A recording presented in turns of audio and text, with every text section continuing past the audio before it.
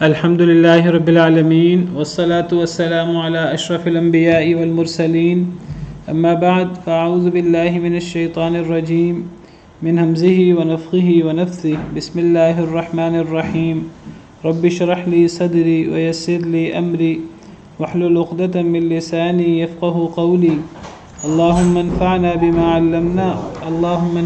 بما علمتنا وعلمنا ما ينفعنا وزدنا علما فبشر عباد الذين يستمعون القول فيتبعون أحسنه أولئك الذين هداهم الله وأولئك هم أولو الألباب.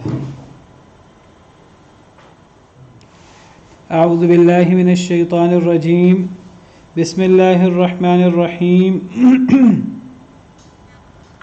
ألم تر إلى الذين يزعمون أنهم آمنوا بما أنزل إليك وما أنزل من قبلك يريدون أن يتحاكموا إلى الطاغوت وقد أمروا أن يكفروا به ألم تر إلى الذين يزعمون کیا نہیں آپ نے دیکھا ان لوگوں کی طرف یزعمون جو گمان کرتے ہیں انہم آمنوا بما انزل الیک کہ بے شک وہ ایمان لائے ہیں ساتھ اس کے جو نازل کیا گیا الیک آپ کی طرف وما انزل من قبلک اور جو نازل کیا گیا آپ سے پہلے اس پر بھی یریدون ان یتحاکموا الی الطاغوت وہ چاہتے ہیں کہ وہ فیصلہ لے جائیں طاغوت کی طرف وقد امروا ان یکفروا بہ حالانکہ انہیں حکم دیا گیا تھا کہ وہ انکار کریں اس کا کفر کریں اس کا یعنی طاغوت کا وَيُرِيدُ الشَّيْطَانُ اور شیطان چاہتا ہے ان يضلهم ضلالا بعیدا کہ وہ گمراہ کر دے انہیں بڑی دور کی گمراہی.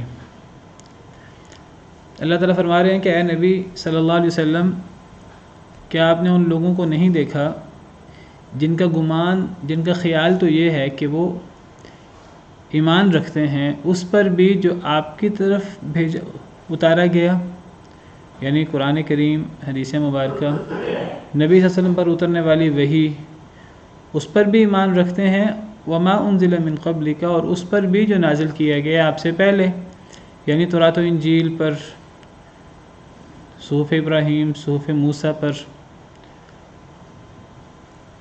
دیکھیے ایک مسلمان کو تو حکم دیا گیا ہے کہ مسلمان وہ جو کچھ ہمارے نبی صلی اللہ علیہ وسلم پر نازل ہوا ہے اس پر بھی ایمان لائے اور جو پہلے انبیاء کرام علیہ السلام پر نازل ہوا ہے اس پر بھی ایمان لائے.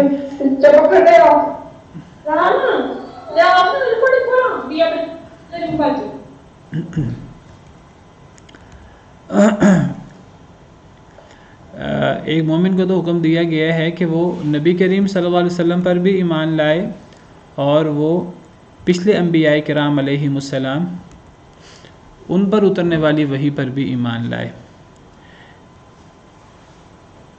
اگرچہ جو نبی کریم صلی اللہ علیہ وسلم پر اترنے والی وحی ہے اس پر ہمارا ایمان بالتفصیل ہوگا لیکن جو پچھلے انبیاء کرام علیہ السلام پر اترنے والی وحی ہے اس پر ہمارا ایمان اجمالی ہوگا کہ سیدنا موسیٰ علیہ السلام پر اللہ نے تورات اتاری تھی جو تورات تختیوں پر لکھی ہوئی اتری تھی. اللہ نے لکھی ہوئی تورات اپنے مبارک ہاتھوں سے لکھ کر حضرت موسیٰ علیہ السلام پر اتاری تھی. قرآن کریم میں صراحت موجود ہے وَكَتَبْنَا لَهُ فِي الْأَلْوَاحِ اللہ فرماتے ہیں کہ ہم نے حضرت موسیٰ کو تختیوں میں لکھ کر ہدایات دی تھی. تو ہمارا اجمالاً ایمان ہے تورات پر. اسی طرح اللہ نے سیدنا عیسیٰ علیہ السلام پر انجیل اتاری. تورات انجیل ہو صحف ابراہیم ہو صحف موسیٰ ہوں یہ اللہ کا کلام ہے اللہ کا کلام تھے. ہمارا ان پر اجمالاً ایمان ہے لیکن ہمارا ان کی ایک ایک آیت پر اور ان کی تفصیلات پر ایمان نہیں ہے. ایک ایک حرف اس کی ایک ایک آیت کو ہم اللہ کی طرف سے نہیں سمجھتے من جانب اللہ نہیں سمجھتے کیونکہ اللہ نے قرآن کریم میں یہ بات صراحت سے وضاحت کر دی ہے کہ وہ اس میں تحریف کر چکے ہیں. جب ان میں تحریف ہو چکی ہے تو ان کے مندرجات کے بارے میں ہم بالیقین نہیں کہہ سکتے کہ وہ اللہ کی طرف سے ہیں کہ وہ تحریف شدہ ہیں. جب ہم یہ بات بالیقین کہہ نہیں سکتے تورات و انجیل پچھلی کتابوں کے مندرجات ان کی آیات تو پھر ہم ان کی کسی ایک آیت کی بھی تصدیق یا تکذیب نہیں کر سکتے. نہ تصدیق کر سکتے ہیں نہ تکذیب کر سکتے ہیں. ہمیں تصدیق تکذیب دونوں سے منع کیا گیا. حدیث مبارکہ میں آتا ہے لا تصدقوا اہل الکتاب ولا تکذبوہم حدثوا عن بنی اسرائیل ولا حرج. بنی اسرائیل ان کی کتابوں سے تم بیان کر سکتے ہو لیکن اس کی تصدیق یا تکذیب نہیں کر سکتے. قاعدہ حدیث میں ممانعت ہے کہ ان کے مندرجات کی تصدیق تکذیب نہیں ہو سکتی.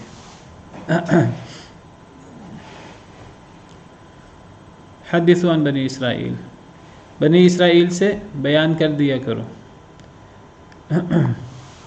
اچھا، پھر فرمایا کہ ما حدثکم اہل الکتاب فلا تصدقوہم ولا تکذبوہم. جو تمہیں اہل کتاب بیان کریں نہ اس کی تصدیق کرو نہ اس کی تکذیب کرو. ہم تکذیب نہیں کر سکتے اس کی، جو اہل کتاب بیان کریں، اس لیے ہم اس کی تصدیق نہیں کر سکتے کہ ان تحریف ہو چکی ہے تورات انجیل میں، لیکن ہم اس کی تکذیب بھی نہیں کر سکتے کیونکہ کیا پتہ اگر ہم اس کی تصدیق کر دیں اور وہ تحریف شدہ ہو، کیا پتہ ہم اس کی تکذیب کر دیں کہ یہ تحریف شدہ ہے، وہ چیز تحریف شدہ نہ ہو.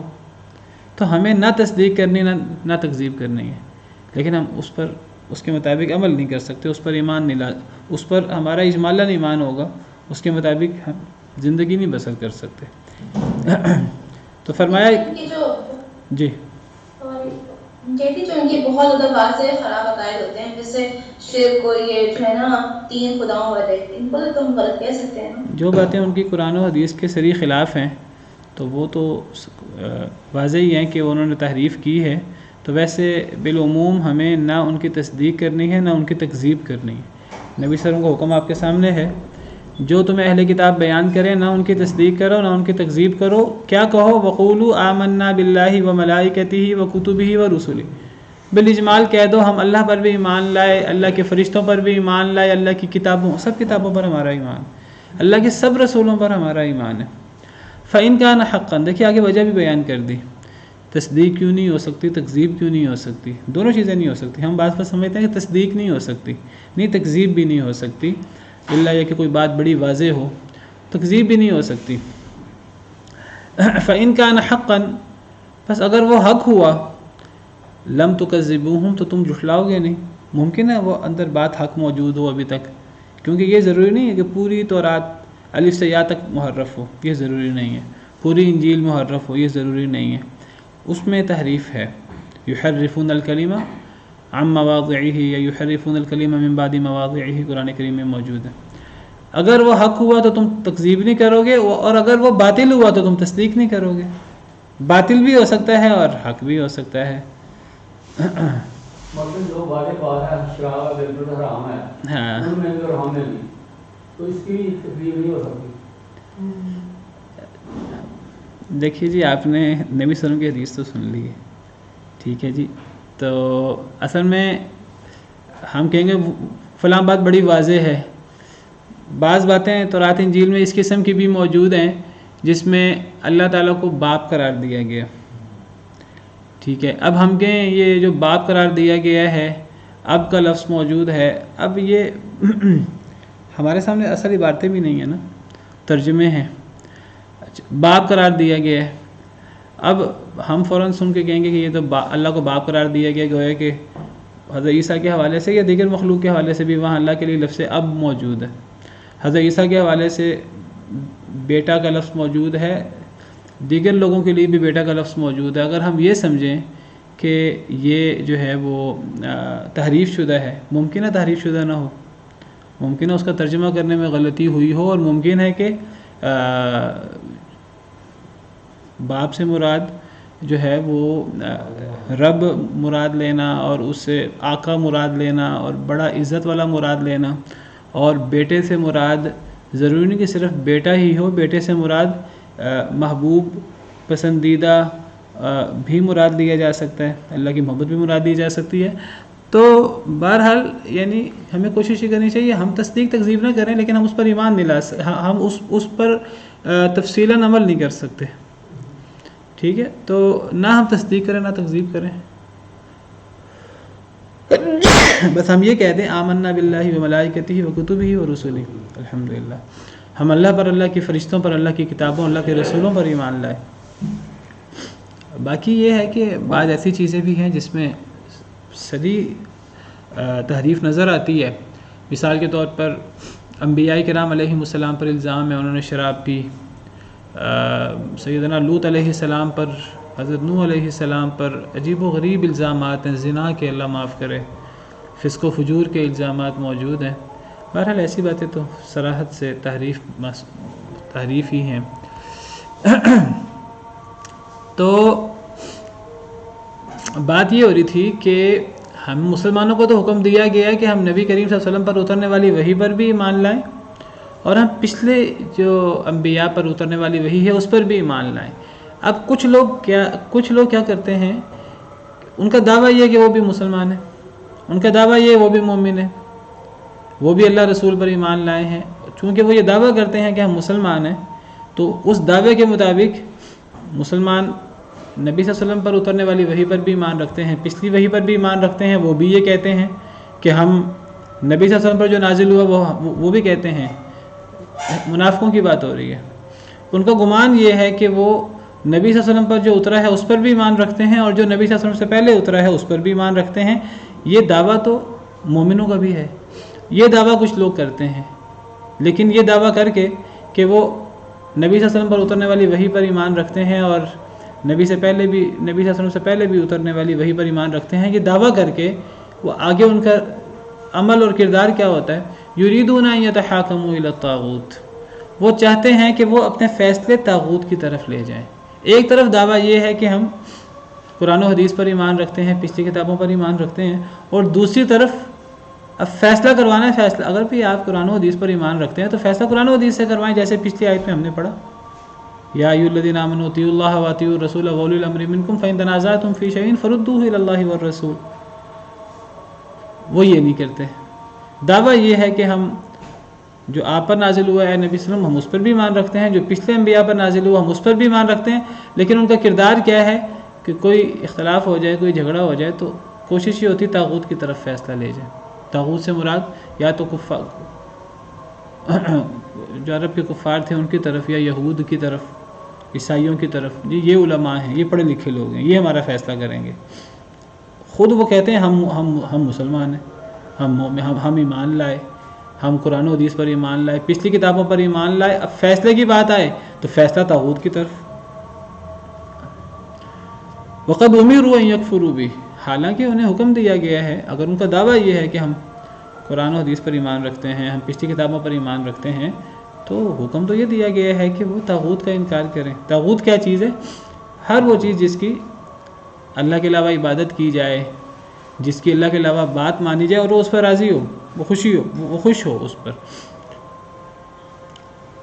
انہیں حالانکہ حکم دیا گیا ہے کہ اس کا انکار کریں، طاغوت کا انکار کریں، غیر اللہ کی عبادت کا انکار کریں، غیر اللہ کے پاس فیصلے لے جانے سے وہ انکار کریں، وہ اسلام کے علاوہ کسی اور دین کا انکار کریں، کسی اور چیز کو حجت نہ سمجھیں۔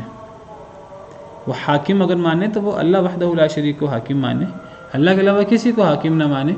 یہ انہیں حکم دیا گیا ہے کہ وہ طاغوت کا انکار کریں، لیکن وہ دعویٰ ان کا یہ ہے کہ ہم ایمان لائے ہیں، اور جب فیصلہ لے جانے کی بات آئے تو وہ فیصلہ طاغوت کی طرف لے جاتے ہیں، حالانکہ انہیں حکم دیا گیا کہ وہ اس کا انکار کریں۔ تو یہ منافقین کی بات ہے، وہ منافقین جو دعویٰ کرتے تھے مسلمان ہونے کا، نمازیں پڑھتے تھے ظاہراً، سمعنا واطعنا بھی کہتے تھے، لیکن فیصلے کفار سے کرانے کی کوشش کرتے تھے یا یہود نصارہ سے کرانے کی کوشش کرتے تھے۔ وَيُرِيدُ الشَّيْطَانُ أَن يُضِلَّهُمْ ضَلَالًا بَعِيدًا، اللہ فرماتے ہیں کہ شیطان چاہتا ہے کہ وہ انہیں گمراہ کر دے بہت دور کی گمراہی۔ یہ تو بڑی دور کی گمراہی ہے کہ دعویٰ انسان کا یہ ہو کہ وہ ایمان لائے اور اس دعوے کے بعد فیصلہ کسی اور سے کروائے، قرآن و حدیث کو وہ حجت ہی نہ مانے۔ وَإِذَا قِيلَ لَهُمْ اور دیکھیے اس سے مراد منافق ہیں نبی صلی اللہ علیہ وسلم کے دور کے مدینہ منورہ میں جو تھے، اور اس دور کے جو فیصلے، جیسے میں نے کہا کہ وہ عرب کے سرداروں کے پاس لے جاتے، یا وہ یہود نصارہ کے پاس لے جاتے، وہ بھی مراد ہو سکتے ہیں، اور اس سے وہ لوگ بھی مراد ہو سکتے ہیں آج جو دعویٰ اللہ اور رسول پر ایمان لانے کا کرتے ہیں، دعویٰ قرآن اور سنت پر ایمان لانے کا کرتے ہیں۔ جی ہمارا ماخذ مصدر قرآن اور سنت ہے، لیکن جہاں مسئلہ اخذ کرنے کی بات آئے، دلیل کی بات آئے، تو دلیل قرآن و سنت کے علاوہ اور دلیل بن جائے، ضمناً وہ لوگ بھی اس میں آ جاتے ہیں۔ اللہ نے قرآن اور سنت کی پیروی کا حکم دیا ہے۔ کل تفصیل سے بات ہوئی ہے کہ قرآن اور سنت کے علاوہ، ما انزل اللہ کے علاوہ جس چیز کی پیروی کی جائے گی تو وہ اللہ کا شریک بن جائے گا، وہ اولیاء کے اندر آ جائے گا۔ کل سورہ اعراف آیت نمبر 3 ہم نے پڑھی، اتبعوا ما انزل الیکم من ربکم ولا تتبعوا من دونہ اولیاء، پیروی کرو جو تم پر تمہارے رب کی طرف سے نازل ہوا، ولا تتبعوا من دونہ اولیاء، اللہ کے علاوہ اولیاء کی پیروی نہ کرو، ما انزل اللہ کے علاوہ اولیاء کی پیروی نہ کرو۔ تو قرآن و سنت کے علاوہ، قرآن و سنت کی بات ہے تو قرآن و سنت کی بات کوئی بھی کرے تو اس کی بات مانی جائے گی کہ وہ قرآن و سنت کی بات پیش کر رہا ہے، لیکن جس کی بات قرآن و سنت کے مطابق نہیں ہے تو پھر بھی اس کی بات ماننا، پتہ ہے کہ اس کی بات قرآن کے خلاف ہے، اس کی بات صریح حدیث کے خلاف ہے، پھر بھی اس کی بات ماننا، یہ بھی ضمناً اس میں آ جاتا ہے۔ جب دعویٰ قرآن و سنت پر ایمان لانے کا ہے تو پھر کتاب و سنت کو ہی ماننا چاہیے، پھر قول اور فعل میں تضاد نہیں ہونا چاہیے، ورنہ پھر کتاب و سنت پر ایمان کا دعویٰ ہی رہ جائے گا، پھر قول فعل میں تضاد ہوگا، پھر ہمارا دعویٰ کچھ اور ہوگا، ہمارا عمل کچھ اور ہوگا۔ جب اللہ رسول کا فیصلہ آ جائے، ایک مسلمان کے لیے جائز کیسے ہو سکتا ہے کہ اللہ رسول کے فیصلے کے بعد کہیں اور چلا جائے؟ اللہ تعالیٰ فرماتے ہیں وَمَا كَانَ لِمُؤْمِنٍ وَلَا مُؤْمِنَةٍ إِذَا قَضَى اللَّهُ وَرَسُولُهُ أَمْرًا أَن يَكُونَ لَهُمُ الْخِيَرَةُ مِنْ أَمْرِهِمْ، کسی مومن مرد کے لیے بھی یہ جائز نہیں، کسی مومن عورت کے لیے بھی جائز نہیں کہ جب اللہ فیصلہ کر دے یا اللہ کا رسول فیصلہ کر دے پھر کوئی اختیار باقی رہ جائے۔ آپ کے سامنے قرآن آ گیا، حدیث آ گئی، صحیح حدیث موجود ہے، صحیح اور صریح حکم موجود ہے اللہ کا اور اللہ کے رسول کا، اس کے بعد اگر کوئی شخص وہ سمجھے مجھے اختیار ہے میں اس کو مانوں یا نہ مانوں، ایک مومن مرد اور عورت کا تو اختیار باقی نہیں رہ جاتا۔ ان یکون لهم الخیرۃ من امرهم ومن یعص اللہ ورسولہ فقد ضل ضلالا مبینا، جو اللہ اور اللہ کے رسول کی نافرمانی کرے گا تو وہ بہت واضح گمراہی میں جا پڑے گا۔ یہاں فرمایا کہ شیطان چاہتا ہے کہ ان کو دور کی گمراہی میں مبتلا کر دے۔ کچھ لوگ تو ہیں وہ کتاب و سنت کو ماننے کا دعویٰ ہی نہیں کرتے، وہ کہتے ہی نہیں ہم قرآن و سنت پر ایمان لائے، وہ کہتے ہی نہیں کہ ہم اللہ رسول کی بات سنیں گے اور مانیں گے، سمعنا واطعنا ان کا دعویٰ ہی نہیں ہے، وہ تو کافر ہیں ہی ہیں۔ کچھ لوگ ہیں جن کا دعویٰ یہ ہے کہ ہم کتاب و سنت کو مانتے ہیں، لیکن پھر وہ کتاب و سنت کو چھوڑ کر اوروں سے فیصلہ کرواتے ہیں۔ ہماری عدالتیں دیکھ لیجیے، دعویٰ اسلامی ملک ہونے کا ہے، دعویٰ قرآن کو دستور بنانے کا ہے، اور ایک مومن اس کے علاوہ دعویٰ کر کیسے سکتا ہے؟ لیکن نظام انگریزوں کا چل رہا ہے، عدالتیں طاغوتی انگریزوں کے نظام پہ چل رہی ہیں ابھی تک، والعیاذ باللہ۔ بہرحال یہ منافقین کی بات ہو رہی ہے۔ وَإِذَا قِيلَ لَهُمْ تَعَالَوْا إِلَى مَا أَنزَلَ اللَّهُ وَإِلَى الرَّسُولِ، جب کہا جاتا ہے ان سے آ جاؤ طرف اس کے جو اللہ نے نازل کیا، وَإِلَى الرَّسُولِ، اور رسول کی طرف آ جاؤ۔ اسلام کا تو تقاضا یہی ہے، ایک مسلمان ہونے کا تقاضا تو یہی ہے۔ جب انہیں کہا جاتا ہے کہ ما انزل اللہ کی طرف آؤ، رسول کی طرف آ جاؤ، قرآن سے رسول سے فیصلہ کروا لیتے ہیں۔ رأیت المنافقین یصدون عنک صدودا، آپ دیکھتے ہیں منافقین کو کہ وہ رک جاتے ہیں آپ سے رکنا۔ جب انہیں کہا جائے کہ بھئی آپ اللہ پر ایمان لائے ہیں، آپ رسول پر ایمان لائے ہیں، تو آپ اللہ رسول کو چھوڑ کر کہیں اور سے فیصلہ کیوں کرواتے ہیں؟ آپ طاغوت کی طرف فیصلہ کیوں لے کر جاتے ہیں؟ حالانکہ حکم دیا گیا کہ طاغوت کا انکار کیا جائے۔ جب ان سے کہا جاتا ہے آؤ اللہ سے فیصلہ کروا لیں، اللہ کی کتاب سے، رسول کی طرف آ جاؤ، آپ منافقین کو دیکھتے ہیں کہ وہ رک جاتے ہیں، وہ کہتے ہیں نہیں،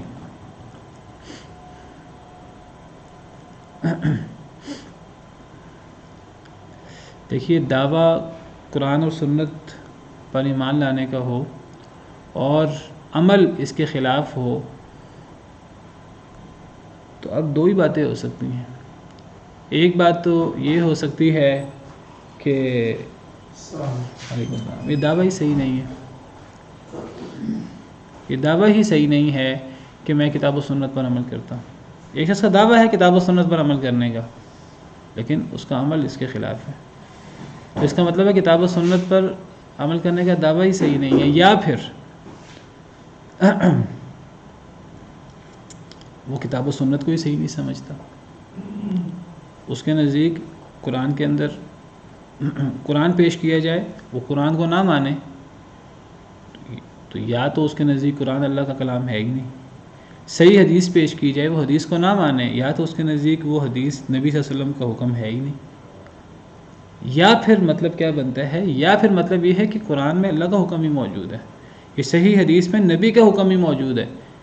پھر مطلب یہ بنتا ہے کہ نعوذ باللہ اللہ رسول نے ظلم کی بات کی ہے، اللہ رسول نے ناانصافی کی بات کی ہے، اللہ رسول نے کوئی زیادتی کر دی ہے. یہ نتائج نکلتے ہیں. اگر ایک بندہ دعویٰ کرے کہ وہ کتاب و سنت کو مانتا ہے، کتاب و سنت پر ایمان رکھتا ہے، ما انزل اللہ پر ایمان رکھتا ہے، پھر عمل اس کے مطابق نہ کرے، یا تو اس کا دعویٰ صحیح نہیں ہے، یا پھر قرآن و سنت پر ہی اسے شک ہے. قرآن اور صحیح حدیث، میں قرآن اور صحیح حدیث کی بات کر رہا ہوں، ضعیف موضوع کی بات نہیں کر رہا. یا قرآن و حدیث پر ہی اس کا شک ہے کہ پتہ نہیں اللہ کی بات ہے کہ نہیں، رسول کی بات ہے کہ نہیں. اور تیسری بات ہے کہ وہ سمجھتا ہے قرآن اللہ کی طرف سے ہے، صحیح حدیث نبی صلی اللہ علیہ وسلم کا فرمان ہے. پھر تیسری بات یہ ہے کہ وہ اللہ رسول کی بات کو نعوذ باللہ سمجھتا ہے کہ ظلم زیادتی کی بات ہے، صحیح بات ہے ہی نہیں. یہ باتیں جو میں نے آپ کے سامنے کی ہیں، میں نہیں کہہ رہا، یہ باتیں قرآن کریم میں موجود ہیں. دیکھیے ایک بندہ جو ہے نا وہ ایک بندہ کہتا ہے کہ میں اللہ رسول کی بات مانتا ہوں، میں اللہ اور رسول کے حکم پر چلوں گا. ایک بندے کو کہا جائے آؤ اللہ رسول سے فیصلہ کروا لیں، وہ جائے نہ ادھر، یہاں تو اس کی بات ہو رہی ہے. ایک بندہ کہتا ہے کہ جی میں نماز پڑھتا ہوں، نماز لیٹ ہو گئی، میں جو ہے وہ دین پر عمل کرنے کی کوشش کرتا ہوں، کہیں سستی ہو گئی، کوتاہی ہو گئی، وہ ایک الگ چیز ہے.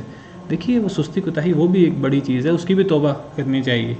یہاں بات اس کی نہیں ہو رہی، یہاں بات ہو رہی ہے کہ وہ صرف منہ سے دعویٰ ہے ایمان کا، اللہ رسول پر ایمان لانے کا.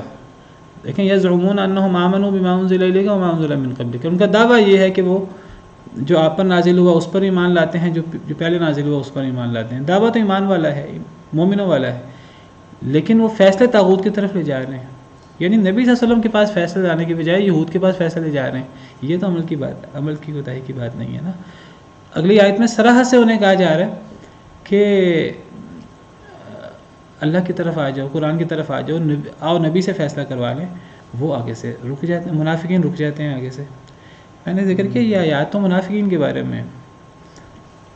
قرآن کریم میں اکثر اصل میں اعمال ذکر ہوئے ہیں، کردار پیش ہوا ہے. کسی خاص قوم کے حوالے سے کردار پیش ہوتا ہے، لیکن وہ باتیں صرف اس قوم کے ساتھ خاص نہیں ہوتی. اگر وہی کردار مسلمان کہلانے والا پیش کرے تو پھر کیا معاملہ ہوگا، اس پر بھی غور کرنا چاہیے، اس سے بھی ڈرنا چاہیے. کچھ ایسے مسلمان بھی ہیں، اللہ معاف کرے، آج اللہ رسول سے محبت اور عشق کے دعوے کرنے والے، قرآن و سنت پر ایمان لانے کا دعویٰ کرنے والے، ان سے کہا جائے آؤ اپنا فیصلہ قرآن سے کروا لیتے ہیں، آؤ اپنا فیصلہ صحیح حدیث سے کروا لیتے ہیں. کئی لوگ آتے ہی نہیں ہیں اس طرف. آپ قرآن کی بات کریں، حدیث کی بات کریں، وہ آپ کو وہابی ہونے کا کتانا دے دیں گے، آپ تو وہابی ہو گئے. بھئی قرآن اور حدیث پر عمل کرنے کی بات ہو رہی ہے، قرآن حدیث جو ہے اس کو پیش کرنے کی بات ہو رہی ہے. اگر آپ کا موقف یہ ہے کہ قرآن کی آیت کا مطلب یہ نہیں ہے تو آپ وہ پیش کر دیجیے گا. اگر آپ یہ سمجھتے ہیں کہ حدیث صحیح، وہ حدیث مبارکہ صحیح نہیں ہے، یا وہ حدیث کا مفہوم یہ نہیں یہ ہے، تو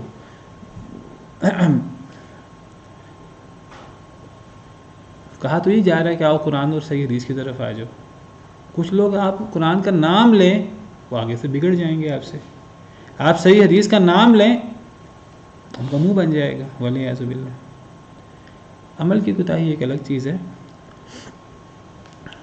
اب دیکھیے میں نے آپ سے کہا کہ یہ کب ہوتا ہے جب یا تو اس کا ایمان ہی پورا نہ ہو، یا اس کو قرآن کے بارے میں صحیح حدیث کے بارے میں اسے شک ہو، پتہ نہیں اللہ رسول کا یہ فرمان ہے بھی کہ نہیں ہے، اور یا پھر نتیجہ یہ نکلتا ہے، منطقی نتیجہ کہ وہ اللہ اور اللہ کے رسول کے، اس کو پتہ ہے کہ یہ اللہ کا فرمان ہے، نبی کا فرمان ہے، لیکن وہ نہیں آ رہا اس کی طرف، پھر اس کا نتیجہ یہ ہے کہ وہ نعوذ باللہ یہ سمجھتا ہے کہ اللہ اور اللہ کے رسول ظلم کرنے والے ہیں، ان کی بات غلط ہے۔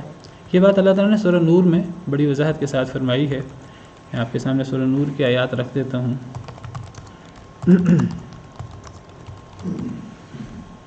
سورہ نور آیت نمبر 47، 3-4 آیات ہیں۔ اللہ فرماتے ہیں آیت نمبر 46 میں ہم نے واضح واضح آیات اتاری ہیں۔ اللہ جس کو چاہے سیدھے رستے کی ہدایت دے، قرآن سنت۔ پھر اللہ فرماتے ہیں وَيَقُولُونَ آمَنَّا بِاللَّهِ وَبِالرَّسُولِ، کچھ لوگوں کا دعویٰ کیا ہے کہ ہم ایمان لائے اللہ پر اور اللہ کے رسول پر، وَأَطَعْنَا، اور ہم اطاعت کرتے ہیں، ہم مانیں گے، دعویٰ یہ ہے۔ ثُمَّ يَتَوَلَّىٰ فَرِيقٌ مِّنْهُم مِّن بَعْدِ ذَلِكَ، ایک گروہ پھر جاتا ہے اس کے بعد۔ اللہ کیا فرماتے ہیں؟ اللہ فرماتے ہیں وَمَا أُولَٰئِكَ بِالْمُؤْمِنِينَ، ان دعووں سے کچھ نہیں ہوتا۔ دعوے کرتے رہیں کہ جی میں مسلمان ہوں، دعوے کرتے رہیں میں اللہ رسول پر ایمان رکھتا ہوں، دعوے کرتے رہیں سمعنا وأطعنا، ہم سنتے ہیں اور اطاعت کرتے ہیں، مانیں گے، لیکن جب کہا جاتا ہے آؤ فلاں مسئلے میں اللہ کی طرف آ جاؤ، رسول کی طرف آ جاؤ، قرآن کی طرف آ جاؤ، سنت کی طرف آ جاؤ، پھر جاتے ہیں، صراحہ سے کہہ دیتے ہیں نہیں ہم نے اللہ رسول کی بات یہاں نہیں سننی۔ اللہ فرماتے ہیں یہ لوگ مومن نہیں ہیں۔ وَإِذَا دُعُوا إِلَى اللَّهِ وَرَسُولِهِ لِيَحْكُمَ بَيْنَهُمْ، جب انہیں بلایا جائے اللہ کی طرف اور اس کے رسول کی طرف تاکہ وہ فیصلہ کرے۔ یہ بھی انہی آیات میں سے جو کل میں نے آپ کے سامنے آیات پیش کی تھی، پیچھے اللہ رسول دونوں کا حکم، دونوں کا ذکر ہے اور آگے واحد کا صیغہ ہے۔ جب انہیں بلایا جاتا ہے اللہ کی طرف اور رسول کی طرف تاکہ وہ فیصلہ کرے ان کے درمیان، اذا فریق منہم معرضون، اچانک ایک فریق منہ موڑ لیتا ہے، کہتے ہیں نہیں اللہ رسول سے فیصلہ نہیں کروانا، قرآن و سنت سے فیصلہ نہیں ہوگا، وہ منہ موڑ لیتا ہے، پیچھے ہٹ جاتا ہے۔ اللہ فرماتے ہیں وَإِن يَكُن لَّهُمُ الْحَقُّ يَأْتُوا إِلَيْهِ مُذْعِنِينَ، اگر ہو ان کے لیے حق وہ گردنیں جھکائے آ جاتے ہیں، آؤ جی قرآن کی بات کریں، حدیث کی بات کریں۔ یعنی جب ان کو پتہ ہو کہ قرآن حدیث ہمارے موقف کے مطابق ہے پھر تو بھاگ کر آ جاتے ہیں، گردنیں جھکائے آ جاتے ہیں، آؤ جی قرآن حدیث کے مطابق بات کریں، قرآن پیش کریں، حدیث پیش کریں۔ اور جب پتہ ہو قرآن حدیث ہمارے خلاف ہے تو قرآن حدیث پر آتے ہی نہیں ہیں۔ اللہ رسول کی بات کی جائے تو آئیں بائیں شائیں شروع ہو جاتی ہے۔ تو کیا پتہ لگا؟ پتہ یہ لگا اللہ رسول پر تو ایمان نہیں ہے، قرآن حدیث پر تو ایمان نہیں ہے، جو چیز ان کی خواہشات کے مطابق ہے، قرآن حدیث خواہشات کے مطابق ہے تو بھاگ کر آئیں گے، اگر قرآن و حدیث جو ہے وہ خواہشات کے مطابق نہیں ہے، موقف کے مطابق نہیں ہے تو پیچھے ہٹ جائیں گے۔ تو پھر اصل چیز تو خواہشات ہوئی، پھر اصل چیز تو پھر ہوائے نفس ہوئی۔ اگر ہو ان کے لیے حق وہ آ جاتے ہیں، اس کے لیے گردنیں جھکا کر آ جاتے ہیں۔ اب اللہ کیا فرماتے ہیں افی قلوبہم مرض، کیا ان کے دلوں میں مرض ہے؟ یا تو ان کے دلوں میں مرض نفاق ہے، امر تابو، یا یہ شک میں مبتلا ہے، یہ قرآن کے بارے میں حدیث کے بارے میں ہی شک میں مبتلا ہے کہ پتہ نہیں اللہ کا کلام ہے کہ نہیں، پتہ نہیں سنت نبی کا فرمان ہے کہ نہیں۔ یہ تیسری بات کیا ہے ام یخافون ان یحیف اللہ علیہم ورسولہ، یا وہ ڈرتے ہیں کہ اللہ اور اللہ کے رسول ظلم نہ کر دے۔ تین ہی باتیں ہو سکتی ہیں، یا تو مرض نفاق ہے، یا تو مومن ہی نہیں ہے صرف دعویٰ ہے، یا پھر شک ہے قرآن و حدیث کی حقانیت پر۔ اور اگر شک نہیں ہے، جس کو شک ہے قرآن و حدیث پر، یہ تو کفر ہے سیدھا سیدھا، یہ تو ایمان نہیں ہے۔ یا پھر اللہ اور رسول کو ظالم سمجھ رہا ہے وہ شخص کہ جی اللہ اور رسول کی بات صحیح نہیں ہے۔ اگر وہ قرآن و سنت کو حق سمجھتا ہے، اگر وہ اللہ رسول کو ظالم نہیں سمجھتا تو اللہ رسول کی بات ماننے میں کیا حرج ہے؟ اللہ اور رسول کی بات ماننے میں خیر ہی ہے۔ کچھ لوگ ہیں انہیں سری اللہ کا فرمان سنایا جائے، بہنوں کو وراثت نہیں دیتے، انہیں سری اللہ کا فرمان سنایا جائے کہ جی بہنوں کا بھی حصہ ہے، بیٹیوں کا بھی حصہ ہے، فلاں کا بھی حصہ ہے، اپنے موقف کے خلاف ہوگا وہ آئیں گے نہیں، قرآن کی طرف حدیث کی طرف آئیں گے ہی نہیں بالکل بھی۔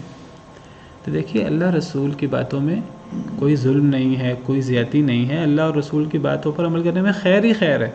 اللہ فرماتے ہیں بل اولئک هم الظالمون، در حقیقت یہ لوگ ظالم ہیں۔ اللہ فرماتے ہیں مومن کا کردار کیا ہے، انما کان قول المؤمنین اذا دعوا الی اللہ ورسولہ لیحکم بینہم ان یقولوا سمعنا واطعنا، یہ پیچھے منافقین کا کردار ہے۔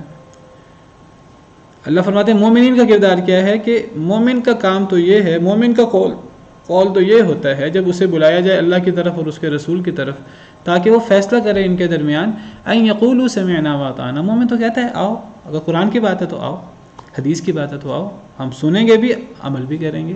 اگر حدیث قرآن کی آیت آپ کے موقف کی ہے آپ کے موقف کو مان لیں گے، اگر صحیح حدیث آپ کے موقف کے مطابق ہے آپ کا موقف کو مان لیں گے، اگر قرآن حدیث میرے موقف کے مطابق ہے تو میرے موقف کو آپ مان لینا۔ ہمارے نزدیک دلیل قرآن اور سنت ہے۔ ایک مومن کا کردار یہ ہوتا ہے جب اسے اللہ رسول کی طرف بلایا جائے وہ بھاگ کر آتا ہے اور وہ کہتا ہے کہ میں سنوں گا بھی اطاعت بھی کروں گا۔ اللہ فرماتے ہیں وَأُولَٰئِكَ هُمُ الْمُفْلِحُونَ، یہی لوگ کامیاب ہیں۔ وَمَن يُطِعِ اللَّهَ وَرَسُولَهُ، اور جو اطاعت کرے اللہ اور اس کے رسول کی، وَيَخْشَ اللَّهَ وَيَتَّقِهِ، اللہ سے ڈرے اور اللہ کا تقوی اختیار کرے، فَأُولَٰئِكَ هُمُ الْفَائِزُونَ، یہی لوگ کامیاب ہیں۔ اتنی واضح آیات ہیں یہاں اس سورہ نور میں بھی، اور یہی مفہوم یہی موضوع یہ سورہ نساء میں بھی چل رہا ہے۔ فَكَيْفَ إِذَا أَصَابَتْهُم مُّصِيبَةٌ بِمَا قَدَّمَتْ أَيْدِيهِمْ، پس کیسے ہوگا جب پہنچے گی ان کو مصیبت، بما قدمت ایدیہم، اس سبب سے جو ان کے ہاتھوں نے آگے بھیجا۔ بس کیسے ہوتا ہے جب پہنچتی ہے انہیں مصیبت بسبب اس کے جو ان کے ہاتھوں نے آگے بھیجا۔ ثم جاؤک یحلفون، پھر وہ آ جاتے ہیں آپ کے پاس قسمیں اٹھاتے ہیں اللہ کی، ان اردنا الا احسانا و توفیقا، نہیں ہم نے ارادہ کیا تھا مگر نیکی کا اور موافقت کا۔ انہیں کہا جاتا ہے، دعویٰ ان کا یہ ہم اللہ رسول پر ایمان لاتے ہیں، فیصلے وہ طاغوت کی طرف لے کے جاتے ہیں۔ جب ان سے کہا جاتا ہے آؤ اللہ کی طرف آ جاؤ، رسول کی طرف آ جاؤ، تو منافقین منہ موڑ لیتے ہیں۔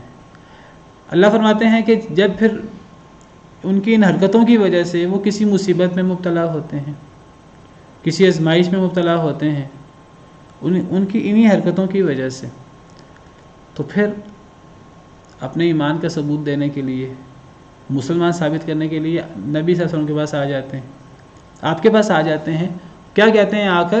اللہ کی قسمیں اٹھاتے ہیں، قسمیں اٹھاتے ہیں اللہ کی، نہیں ہم نے ارادہ کیا تھا مگر نیکی کا اور موافقت کا۔ وہ کہتے ہیں یہ جو ہم اصل میں یہود کے پاس گئے تھے، یہ جو ہم کفار کے پاس گئے تھے، اصل میں ہم تالیف چاہتے تھے، تالیف قلبی چاہتے تھے، اصل میں ہمارا مقصد بڑا نیک تھا، ہم کوئی غلط مقصد سے نہیں گئے تھے، اصل میں ہم مسلمانوں اور کافروں کے درمیان خلیج دور کرنا چاہتے تھے، اصل میں ہم بین المذاہب ہارمنی چاہتے تھے، ہم یہ چاہتے تھے، ہم وہ چاہتے تھے، بہانے بہت ہیں۔ صریح فیصلے کرواتے ہیں وہ طاغوت سے، اور جب ان فیصلوں کی وبال ان پر آئے، جو معاملہ ان کا کھل جائے، تو پھر آ کر عذر پیش کرتے ہیں، آ جاتے ہیں آپ کے پاس، اللہ کی قسمیں اٹھاتے ہیں۔ جو بندہ یعنی منافق کا ایک بڑی نشانی یہ ہے کہ منافق قسمیں بہت اٹھاتا ہے کہ جی جو کچھ میرے دل میں ایمان اور تقوی ہے اللہ اس پر گواہ ہے۔ وَمِنَ النَّاسِ مَن يُعْجِبُكَ قَوْلُهُ فِي الْحَيَاةِ الدُّنْيَا وَيُشْهِدُ اللَّهَ عَلَى مَا فِي قَلْبِهِ وَهُوَ أَلَدُّ الْخِصَامِ، اللہ فرماتے ہیں ایسے لوگ بھی ہیں کہ باتیں ان کی آپ کو بڑی اچھی لگتی ہیں، باتیں تو وہ ایسے کرتے ہیں کہ جیسے ان سے بڑا مومن ہی کوئی نہیں ہے۔ وَيُشْهِدُ اللَّهَ عَلَى مَا فِي قَلْبِهِ، بار بار اپنے دل پر وہ اللہ کو گواہ بناتا ہے کہ میرے دل میں جو ایمان ہے اور جو دین کی تڑپ ہے وہ اللہ ہی جانتا ہے، اللہ کی قسم یہ اور اللہ کی قسم وہ، وَهُوَ أَلَدُّ الْخِصَامِ، اللہ فرماتے ہیں اس سے بڑا جھگڑالو کوئی ہے ہی نہیں۔ یہاں بھی وہی بات ہے، اب جب کوئی مصیبت آتی ہے، جب حالات خراب ہوتے ہیں، جب ان کے خلاف معاملات ہوتے ہیں، تو پھر وہ آپ کے پاس آ جاتے ہیں، قسمیں اٹھاتے ہیں آ کر، اللہ کی قسم ہمارا ارادہ نہیں، ہم نے ارادہ کیا تھا مگر نیکی کا، ہم تو نیکی کے ارادے سے اچھا جذبہ لے کر ہم تو کفار کے پاس گئے تھے فیصلہ کروانے، ہم تو اچھا جذبہ لے کر ہم یہود کے پاس گئے تھے، نہیں ہم نے ارادہ کیا مگر نیکی کا اور توفیق کہتے ہیں موافقت، ہم تو اصل میں موافقت چاہتے تھے، ہم تو چاہتے تھے کہ ہماری ان کی خلیج زیادہ نہ بڑھے، ہم تو موافقت چاہتے تھے، ہم تو رواداری چاہتے تھے. رواداری یہ نہیں ہوتی، نرمی یہ نہیں ہوتی، نیکی یہ نہیں ہوتی. دیکھیے اللہ کا دین، دین اسلام الگ دین ہے، اور کفار کا موقف، کفار کا مذہب وہ بالکل ایک الگ مذہب ہے. مسلمان ان کا عقیدہ بالکل واضح ہے، کفار کا عقیدہ بالکل واضح ہے. مسلمان اور کفار کے عقیدے کو اکٹھا نہیں کیا جا سکتا. مسلمان اللہ رسول کی بات مانتے ہیں، کفار اپنی خواہش کی بات مانتے ہیں. مسلمانوں کو اور کفار کو کیسے اکٹھا کیا جا سکتا ہے؟ قُلْ أَتُحَاجُّونَنَا فِي اللَّهِ، وہ کیا ہے؟ قُلْ أَتُحَاجُّونَنَا فِي اللَّهِ وَهُوَ رَبُّنَا وَرَبُّكُمْ وَلَنَا أَعْمَالُنَا وَلَكُمْ أَعْمَالُكُمْ. اے نبی صلی اللہ علیہ وسلم آپ ان سے کہہ دیجئے، کیا تم ہم سے جھگڑا کرتے ہو اللہ کے بارے میں؟ اللہ ہمارا بھی رب ہے، تمہارا بھی رب ہے، لیکن ہمارے اعمال ہمارے ساتھ، تمہارے اعمال تمہارے ساتھ. لکم دینکم ولی دین، تمہارے لیے تمہارا دین، میرا دین میرے لیے میرا دین. جب بات عقائد کی وضاحت کی آئے اور موقف پیش کرنے کی آئے تو لا اعبد ما تعبدون، جس کی تم عبادت کرتے ہو اس کی عبادت میں نہیں کرتا. ولا انا عابد ما عبدتم، جس کی میں عبادت کرتا ہوں اس کی عبادت تم نہیں کرتے. تمہارا دین تمہارے ساتھ ہے، میرا دین میرے ساتھ ہے.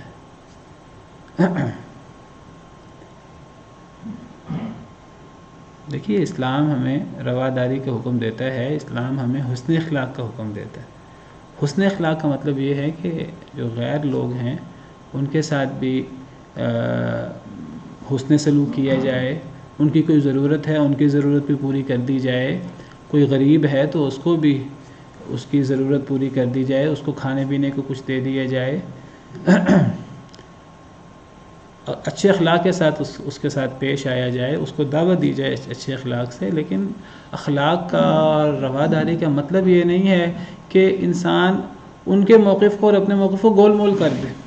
کرسمس کی بات آئے، چلو جی وہ ہمارے بھی نبی ہیں، تمہارے بھی نبی ہیں، تم کرسمس مناتے ہو، چلو تمہیں خوش کرنے کے لیے ہم بھی منا لیتے ہیں کرسمس کا دن.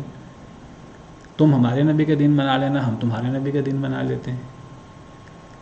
تم ہمارے رب کی عبادت کر لینا، ہم تھوڑی سی تمہارے رب کی عبادت کر لیتے ہیں. تم تھوڑا سا ہمارے مطابق چل لو، ہم تھوڑا سا تمہارے مطابق چل لیتے ہیں. یہ دین اسلام اس کو مداہنت کہتا ہے، یہ رواداری نہیں ہے، یہ اخلاق نہیں ہے. وَدُّوا لَوْ تُدْهِنُ فَيُدْهِنُونَ، اللہ فرماتے ہیں کہ وہ چاہتے ہیں تھوڑی سی مداہنت آپ اختیار کریں، تھوڑی سی مداہنت وہ اختیار کر لیں گے. کفار نے ایک دفعہ کہا کہ آپ ہمارے معبودوں کی مخالفت بہت زیادہ کرتے ہیں، لات منات عزا کی.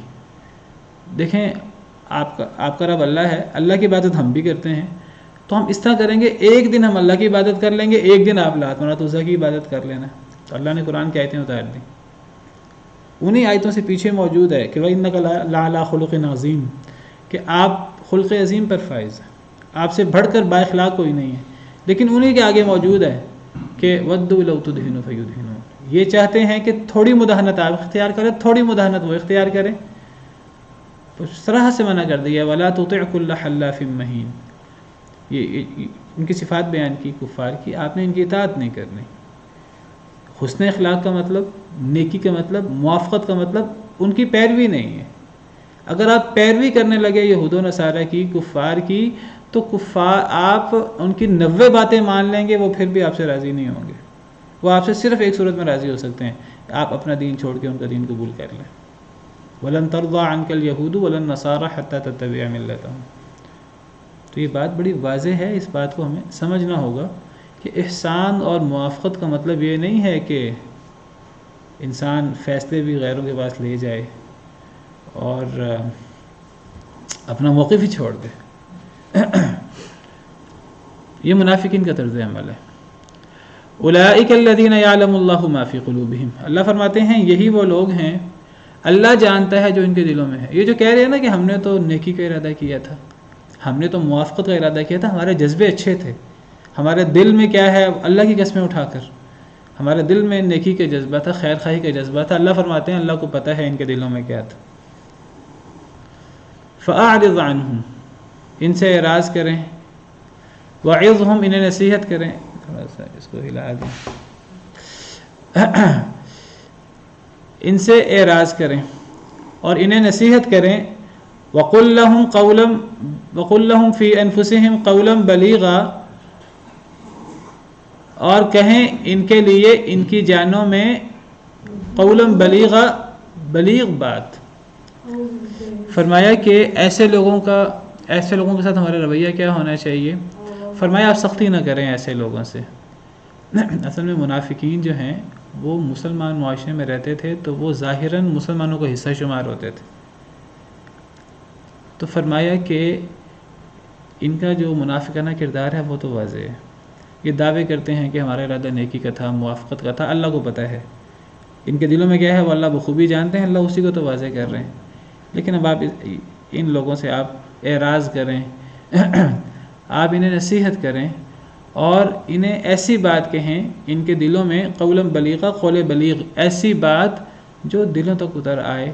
آپ کوشش کریں کہ آپ انہیں اللہ سے ڈرائیے اور آپ ایسی بات کہیں جو ان کے دلوں پر اثر کرے کہ بھئی ایک طرف تمہارا دعویٰ قرآن و سنت پر عمل کرنے کا ہے، قرآن و سنت کو ماننے کا ہے، اور دوسری طرف تو قرآن و سنت کو مانتے نہیں ہو.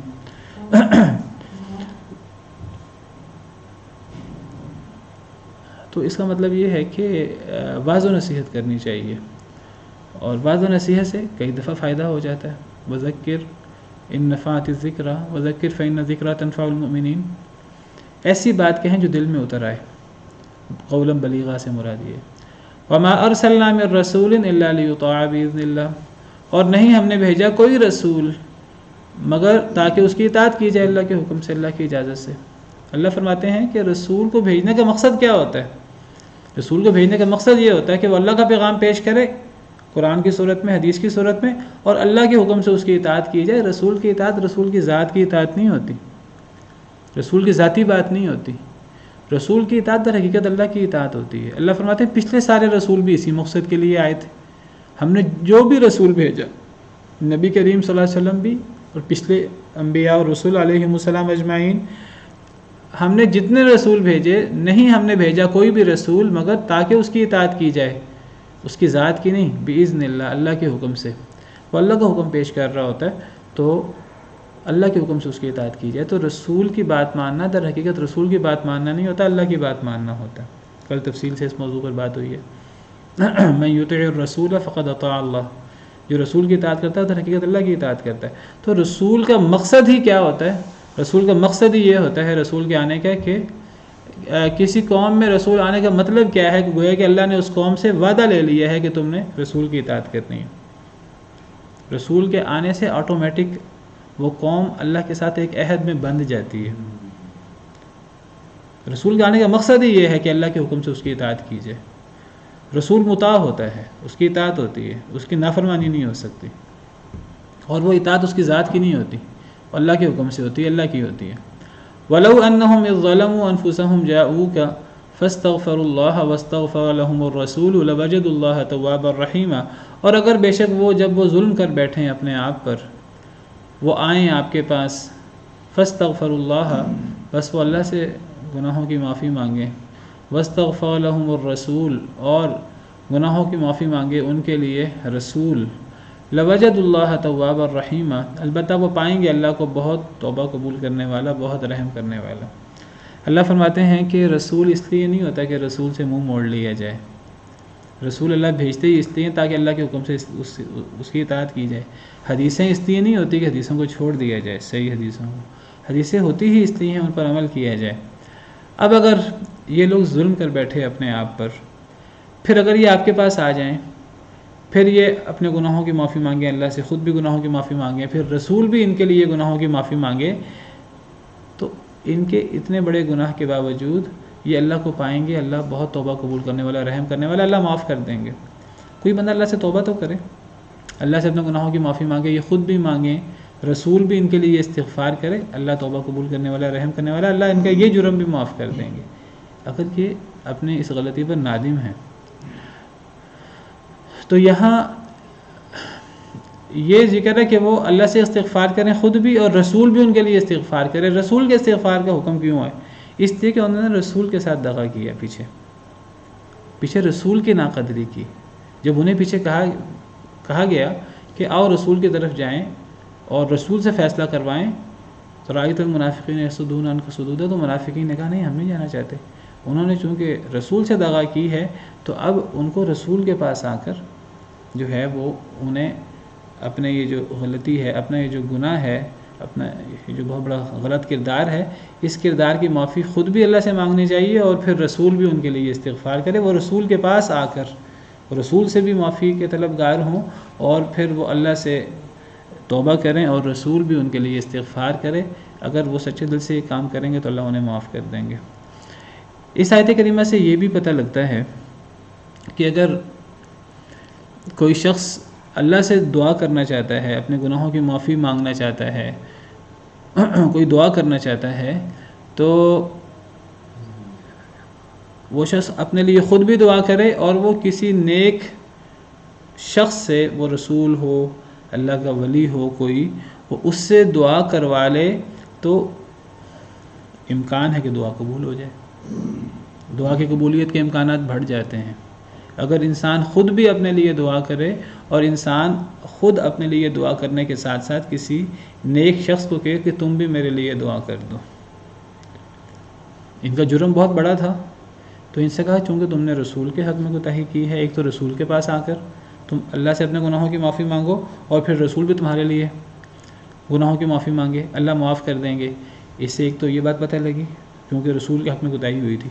نمبر 2 یہ پتہ لگا کہ اگر یہ اللہ سے اپنے گناہوں کی معافی مانگے اور رسول ان کے لیے گناہوں کی معافی مانگے تو دعا زیادہ قبول ہوتی ہے.